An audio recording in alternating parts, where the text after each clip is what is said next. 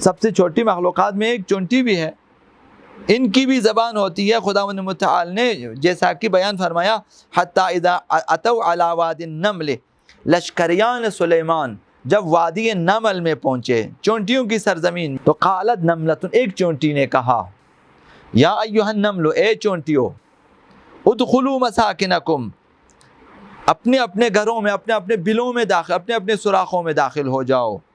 لا یحطمنکم سلیمان وجنودہ وہم لا یشعرون، ایسا نہ ہو کہ سلیمان اور اس کے سپاہی نادانستہ تمہیں رون ڈالے۔ انہیں ایک چونٹی بھی بولتی ہے۔ موضوع آفات زبان ہے، تو اس زبان کے بارے میں اور کلام کے بارے میں ایک مقدمہ آج بھی اور کل بھی عموماً یہ ذکر فرمائیں گے۔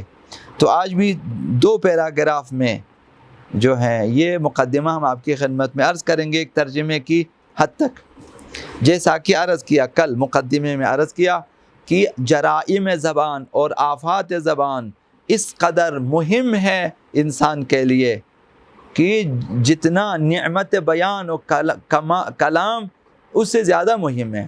ایک طرف آپ قرآن پڑھیں گے، وعظ و نصیحت، مطلب جو نطق و کلام وغیرہ ہے اس میں، اس سے کہیں مہم زبان کی آفات سے خود کو بچانا ہے۔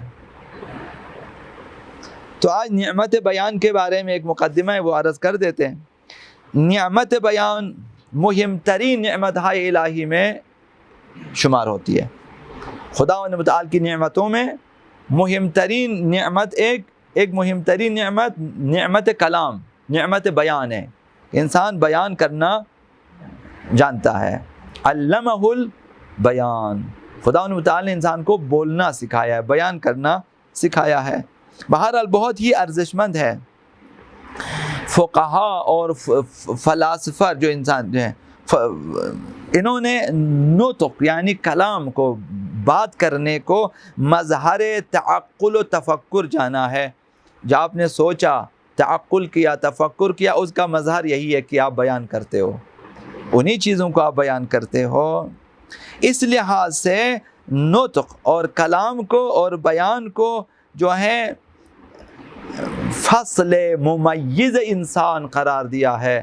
ایک ایسی صفت، ایک ایسی خصوصیت ہے جو انسان کو حاصل ہے، کیونکہ انسان جس طرح بولتا ہے شاید دوسری مخلوقات اس طرح سے نہیں بولتی ہے۔ تو یہ فصل ممیز ہے، انسان کو دوسروں سے ممتاز کرنے والی چیز ہے۔ در حال ان کے نطق و بیان یہ صرف انسان سے مخصوص نہیں ہے، اس لیے کہ بہت سارے حیوانات یا تمام حیوانات کسی نہ کسی حد تک نعمت کلام و بیان سے برخوردار ہے۔ وہ بھی بولتے ہیں، وہ بھی کچھ نہ کچھ بیان کرتے ہیں، کچھ آوازیں ہیں ان کی، ان سے وہ اپنے مافی ضمیر کو بیان کرتے ہیں۔ وہ بھی اپنی آوازوں کے ذریعہ خاص مقاصد کو دوسرے حیوانات تک منتقل کرتے ہیں۔ اور قرآن مجید نے بھی پرندوں کے بارے میں تصدیق کی ہے کہ انہیں بھی نطق حاصل ہے۔ چنانچہ فرمایا حضرت سلیمان و داؤد کے بارے میں، وَوَرِثَ سُلَيْمَانُ داؤد، حضرت سلیمان حضرت داؤد کے وارث ہو گئے، تخت و تاج کے وارث ہو گئے۔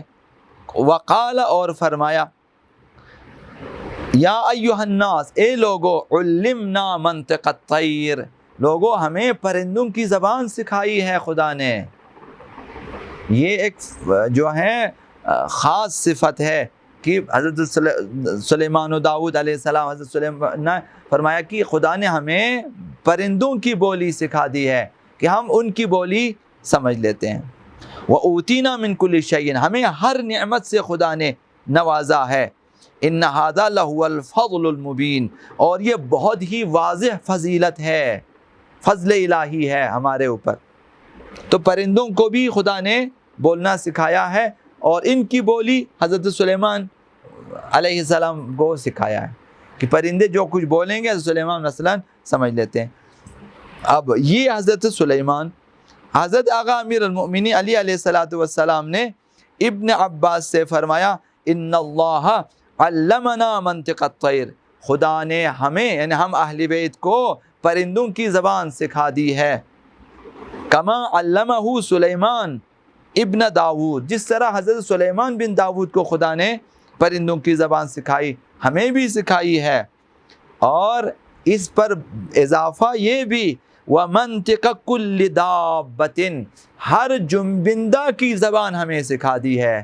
زمین پہ کوئی بھی حرکت کرنے والا جانور موجود ہے، کوئی جنبندہ موجود ہے، اس کی زبان ہمیں سکھا دی ہے، فی بر او بحر، صحرائی ہو یا دریائی، تمام مخلوقات دریا ان کی زبانیں خدا نے ہم اہل بیت کو سکھا دی ہے، اور جتنے جانور صحرائی ہیں ان کی زبان بھی خدا نے ہمیں سکھا دی ہے، اہل بیت۔ بس اس یہاں سے کیا ایک چیز، ایک تو اہل بیت سب کی زبان جانتے ہیں، یہ معلوم ہوگا، ایک تو یہ کہ تمام حیوانات کی اپنی اپنی زبان ہوتی ہے، تبھی تو سکھا دیا ہے خدا ان متعال نے اہل بیت اطہار کو۔ اب چونٹیوں کے بارے میں بھی خداوند متعال نے بیان فرمایا کہ ان کی بھی بولی ہوتی ہے۔ اب جو ہے ریز ترین مخلوق چونٹیاں، مثلا سب سے چھوٹی مخلوقات میں ایک چونٹی بھی ہے، ان کی بھی زبان ہوتی ہے۔ خداوند متعال نے جیسا کہ بیان فرمایا حتی اذا اتوا علی واد النمل، لشکریان سلیمان جب وادی نمل میں پہنچے، چونٹیوں کی سرزمین میں، اب نہ معلوم شاید کوئی سرزمین تھی وہاں پہ مثلا چونٹیاں زیادہ تھیں، وہاں پہنچے تو قالت نملۃ، ایک چونٹی نے کہا یا ایھا النمل، اے چونٹیو، ادخلوا مساکنکم، اپنے اپنے گھروں میں، اپنے اپنے بلوں میں داخل، اپنے اپنے سوراخوں میں داخل ہو جاؤ، لا یحطمنکم سلیمان وجنودہ وہم لا یشعرون، ایسا نہ ہو کہ سلیمان اور اس کے سپاہی نادانستہ تمہیں رون ڈالے۔ انہیں ایک چونٹی بھی بولتی ہے، اس کا بھی اپنا کلام ہوتا ہے، اس نے یہ اعلان کیا تاکہ وہ تمہیں پائمال نہ کرے، سلیمان اور لشکر سلیمان نادانستہ تمہیں نہ رون ڈالے۔ تو یہ چونٹیوں کی زبان۔ خلاصہ یہ کہ ہر چیز میں ایک قسم کی بولی موجود ہے، ہر چیز میں اس کا اپنا کلام ہوتا ہے، اس کی اپنی بات ہوتی ہے، یہاں تک کہ قرآن نے تمام موجودات کے لیے بھی نطق و بیان کا قائل ہوا ہے۔ تمام موجودات کی اپنی زبان ہوتی ہے، اور فرمایا کہ قیامت کے دن حتی اعضاء و جوارح بھی بولیں گے اور اپنے اپنے اعمال کی گواہی دیں گے۔ آنکھوں نے جو کچھ کیا آنکھیں گواہی دیں گی، زبان نے جو کچھ کیا زبان گواہی دے گی، مثلا ہاتھوں نے پیروں نے۔ اور جب ان کے مالک مثلا اعضاء و جوارح جن کے ہیں وہ شخص اعتراض کرے گا کہ کیوں اس طرح سے ہمارے خلاف بیان دے دیتے ہو میرے خلاف، تو اعضاء و جوارح کا بیان ہوتا ہے جواب انطقنا اللہ الذی انطق کل شیء، اس خدا نے ہمیں بولنا سکھایا ہے، زبان سکھا دی ہے، جس نے ہر چیز کو بولنا سکھایا ہے۔ بس یہاں پہ کیا فرمایا، ایک تو یہ کہ اعضاء و جوارح قیامت کے دن بولیں گے، دوسرا مطلب جو یہاں سمجھ میں آتا ہے کہ خدا نے ہر چیز کو بولنا سکھایا ہے، انطق کل شیء، جس طرح خدا نے ہر چیز کو بولنا سکھایا ہے ہمیں بھی بولنا سکھایا ہے۔ تو ہر چیز بولتی ہے، اس کی اپنی بولی ہے، اس کی اپنی زبان ہے۔ قیامت کے اعضاء و جوارح کی بھی اپنی زبان ہوگی، وہ اپنی زبان سے خداوند متعال کے بارگاہ میں گواہی دیں گے۔ تو اب یہاں تک یہ بات واضح ہو گئی کہ تمام جن و بشر، تمام موجودات ارضی و سماوی سب کی اپنی اپنی زبان ہوتی ہے۔ یہ نطق صرف انسان سے مخصوص نہیں ہے بلکہ ہر چیز کی اپنی زبان ہوتی ہے۔ اب لغت کے اعتبار سے بھی یہ چیز ثابت ہے، لغت کی کتابوں میں اس مطلب پہ توجہ کی گئی ہے، بیان کیا گیا ہے کہ بولنا، کلام کرنا، بات کرنا یہ انسان سے مخصوص نہیں ہے۔ ابن منظور معروف مشہور ترین لغتدان ہے عربی، انہوں نے لکھا کہ اس کی کتاب غالباً جو ہے وہ لسان العرب ہے۔ انہوں نے لکھا والمنطق الکلام، منطق یعنی بولی کلام ہے، والکلام وتکلم وکلام کل شیء منطق، ہر چیز کا کلام اس کی منطق، اس کی بولی اور اس کی زبان ہے۔ منطق یعنی کلام، اور جس چیز کی جو زبان ہے وہ اس کی منطق ہے۔ اسی سے خداوند متعال نے فرمایا علمنا منطق الطیر، یہاں اسی لیے خداوند متعال نے فرمایا کہ جو ہے حضرت سلیمان نے کہ ہمیں منطق الطیر سکھایا، زبان پرندوں کی زبان ہمیں سکھا دی ہے۔ تو اس سے انہوں نے استدلال کیا ابن منظور نے کہ ہر چیز کی اپنی زبان ہوتی ہے۔ پھر اس کے بعد لکھا کہ ایک علماء ادب میں سے کسی نے جس کا نام ابن سیدہ ہے، اس نے کہا کہ وقد یستعمل المنطق فی غیر الانسان، منطق یعنی بولی زبان، یہ کلام کرنا یہ غیر انسان میں بھی استعمال ہوتا ہے۔ کقول تعالی علمنا منطق الطیر، جس طرح خدا متعال نے فرمایا حضرت سلیمان علیہ السلام کی زبانی کہ خدا نے ہمیں پرندوں، پس پرندے بھی بولتے ہیں تو تمام موجودات کی بھی اپنی زبان ہوتی۔ بہر اہل لغت نے بھی یہ ثابت کیا ہے کہ بولنا انسان سے مخصوص نہیں ہے، ہر چیز کی اپنی زبان ہوتی ہے، ہر چیز کی اپنی بولی ہوتی ہے، یعنی ہر موجود و مخلوق کی اپنی زبان ہوتی ہے، اسی زبان میں ان کی گفتگو ہوتی ہے۔ یہ الگ بات کہ انسان نہیں سمجھتا۔ خلاصہ یہ کہ آیات و روایات سے یہ نتیجہ نکلتا ہے اور یہ استفادہ ہوتا ہے کہ اور حیوانات کی حالتوں میں ان کے بارے میں تحقیق کرنے سے یہ بات سامنے آتی ہے، کوئی تردید اس میں باقی نہیں رہتی کہ نطق و کلام و بیان انسان سے مخصوص نہیں ہے، بلکہ پرندوں کی بھی زبان اور کلام، ان کی زبان اور جو ہے منطق ہوتی ہے، اور چونٹیوں کی بھی ہے اور بعض حیوانوں کی بھی ہے، وہ بھی اپنے الفاظ میں جو ہے اپنے زبان سے، اپنے منہ سے کچھ آوازیں، کچھ الفاظ استعمال کرتے ہیں اور باہر ادا کرتے ہیں، جس سے دوسروں کو اپنا مطلب سمجھا لیتے ہیں۔ تو اہل لغت نے بھی اس چیز کو تسلیم کیا ہے کہ کلام انسان سے مخصوص نہیں ہے، اگرچہ انسانوں کے لیے اپنے مخصوص کلام ہے، لیکن کلام کرنا، بات کرنا یہ انسان سے مخصوص نہیں ہے، ہر چیز کے لیے کلام موجود ہے۔ اگرچہ فلاسفہ نے منطق کو، نطق، کلام اور بیان کو یہ کہا کہ انسان کے لیے مظہر تعقل و تفکر ہے، اگرچہ یہ کہا کہ انسان میں کلام اور نطق یا منطق یہ مظہر تعقل و تفکر ہے، اور اس لحاظ سے اسے فصل ممیز انسان، یعنی ایک ایسی خصوصیت جو انسان کو دوسروں سے ممتاز کر دیتی ہے، بیان کیا ہے۔ بہتر ہے کہ ہم بھی مکتب وحی الہی سے یہ سیکھیں اور بیان کو جو ہے بعنوان نطق انتخاب کریں، کیونکہ کلمہ بیان قرآن میں آیا، بیان قرآن میں آیا، انسان کے لیے آیا علمہ البیان، یہ بیان انسان کے لیے استعمال ہو، باقیوں کے لیے نطق استعمال ہوا ہے۔ تو اس کی پیروی میں ہم بھی انسانوں کے لیے بیان استعمال کریں، اور بیان میں ایک نقطہ ہے، ایک بات ہے اس کے اندر موجود ہے کہ جو نطق میں نہیں ہے۔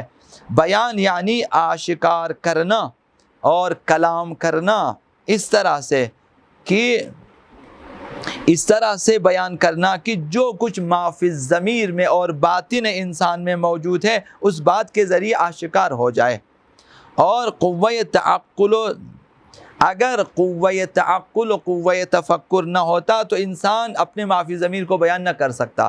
شاید اتنا فرق ہو کہ جو کچھ انہیں سکھایا گیا ہے کہ بیان کریں، وہ ایک ایسی ایک رٹی رٹائی ہوئی چیز کی طرح ہے، خدا نے ایک فکس ان کے اندر رکھ دیا ہے، چونکہ ان میں تعقل نہیں ہے، تفکر نہیں ہے، تو تعقل و تفکر سے ما فی الضمیر کو بیان کرنا ان میں یہ چیز نہیں، یہ صرف انسانوں میں ہے، لہذا یہ بیان ہے، وہاں صرف نطق ہے۔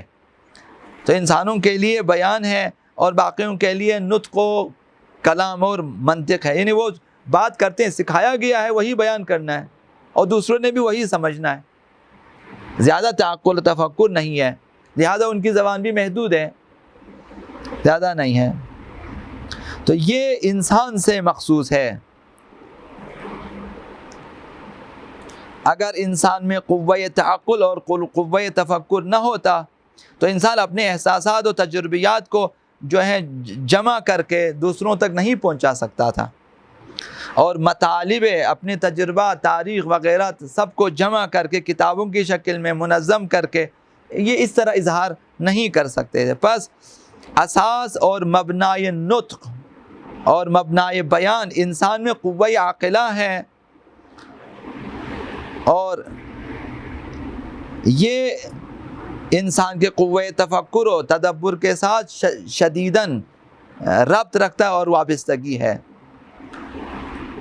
اگر معمولی بھی انسان کے تعقل و تفکر میں خلل واقع ہو جائے, انسان کے مغز میں اگر معمولی بھی خرابی ہو جائے تو اس کا قوہ نطق و بیان بھی خراب ہو جاتا ہے.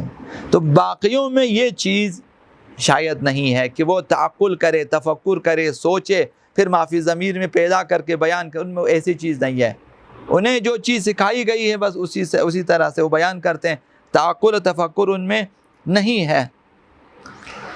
تو لہذا پس بیان دو جہتوں سے مہم ہے, اہمیت رکھتی ہے. ایک یہ کہ مظہر معافی ضمیر ہے بیان, جو کچھ ہمارے باطن میں دل میں ہے اس کا بیان ہے, اور انسان جو کچھ اس کے باطن میں موجود ہے بیان اور زبان کے ذریعے اظہار کرتا ہے, اور حیوانات قطعاً ایسا نہیں کر سکتے. ان میں تفکر تعقل نہیں ہے, محدود چیزیں ہیں. جس طرح کسی بھی مشینری میں جو ہے اس کا ڈیٹا ہوتا ہے, اس سے زیادہ ان میں نہیں ہے. مثلا آپ سے میں ایک واشنگ مشین میں جب آپ کی چابی ختم ہو جائے تو اس میں بھی الارم بجانا ہے, اس کی زبان ہے. اب اتنا ہی کرنا ہے اس نے, اس سے زیادہ نہیں. تعقل تفکر نہیں ہے, کمی بیشی نہیں کر سکتا وہ. حیوانات یہ ایک مثال ہے. گھڑی کا الارم ہے, آپ نے بجا دیا, جو سیٹ کیا اسی طرح سے, اس میں تعقل تفکر نہیں ہے. انسان میں ایسا نہیں, انسان تعقل تفکر کرتا ہے, آگے پیچھے کر لیتا ہے, کمی بیشی کر لیتا ہے. اس لیے اس حوالے سے بیان مہم ہے منطق سے.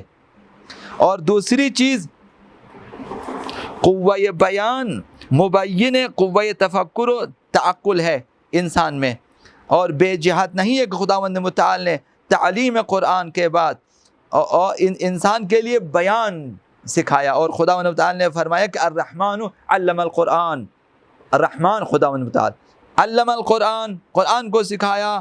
خلق الانسان, انسان کو خلق کیا, وعلم البیان, اور اسے بیان سکھایا, یعنی غور و فکر کر کے معافی ضمیر کو بیان کرنا سکھایا, جو کہ دوسروں میں موجود نہیں ہے. اور کچھ اور چیزیں پھر بعد میں عرض کریں گے انشاءاللہ. یہ ناتمام یہیں پہ رہ جائے گا انشاءاللہ. بر محمد و آل محمد صلوات اللہ علیہ وسلم.